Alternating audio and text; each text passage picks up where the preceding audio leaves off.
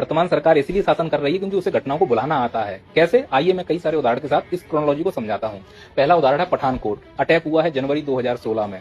Chronology के अनुसार पहले अटैक होगा, फिर रैली होगी, फिर उस रैली में नेता जाकर शहीदों के नाम पर वोट मांगेगा। स्क्रिप्ट के अनुसार नेताजी ने वही किया। आप सुनिए। मैं मेरे फर्स्ट टाइम वोटर से कहना चाहता हूं कि आपका पहला वोट पुलवामा में जो वीर शहीद हुए, उन वीर शहीदों के नाम आपका वोट समर्पित हो सकता है क्या? अब शहीदों के नाम वोट मांगने के बाद स्क्रिप्ट ये कहती है कि भारत और पाकिस्तान का मैच होना है। वही हुआ। 2.5 महीने के बाद मार्च 19, 2016 को भारत और पाकिस्तान का मैच हुआ। स्क्रिप्ट के अनुसार भारत को जीतना चाहिए था। वही हुआ। अब भारत जीतेगा तो अंदर एक देशभक्ति आएगी, हम झंडा उठाएंगे, शहर के विभिन्न क्षेत्रों में रात में घुमाएंगे और बोलेंगे भारत माता की जय, हमने पाकिस्तान को हरा दिया। हम भूल गए उस घटना को जो पठानकोट में हुई, भूल गए तो वो शासन कर रहे हैं। अब मुद्दा क्या है? फिर एक और नया मुद्दा आना चाहिए।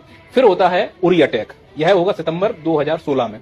अब अटैक हुआ है। क्रोनोलॉजी क्या कहती है? अटैक के बाद क्या होगी? रैली होगी। तो हमारे नेता ने रैली की।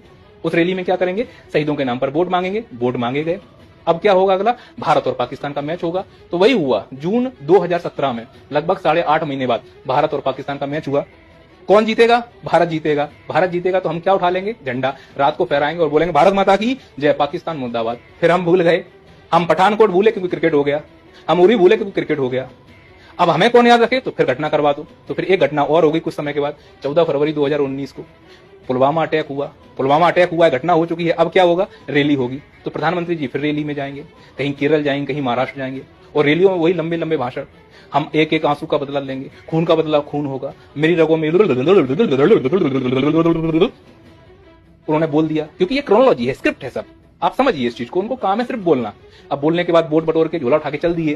फिर क्या होगा? मैच होगा। तो इस घटना के 4 महीने के बाद मैच हुआ। जून 2019 मैच हुआ। कौन जीतेगा? इंडिया। इंडिया जीत गई। हमने फिर झंडा उठाया और भारत माता की जय, पाकिस्तान मुर्दाबाद। अब भाई पुलवामा भूल गए, अब राजनीति कैसी हो? फिर कुछ ना कुछ होना चाहिए। तो भाई हुआ था ना पहलगांव। सिक्योरिटी नहीं थी। क्यों नहीं थी? 2-2 घंटे मारते रहे। कहां थे सब लोग? ऐसी क्या नपुंसक हमारी सिक्योरिटी व्यवस्था थी?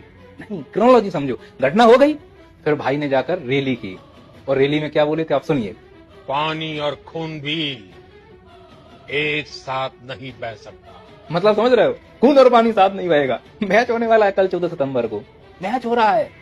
किसका? कितने महीने बाद? 4 महीने 22 दिन बाद। भारत और पाकिस्तान का। बताओ मैच कौन जीतेगा? बाबा भगवान कहते हैं मैच जीतेगा भारत।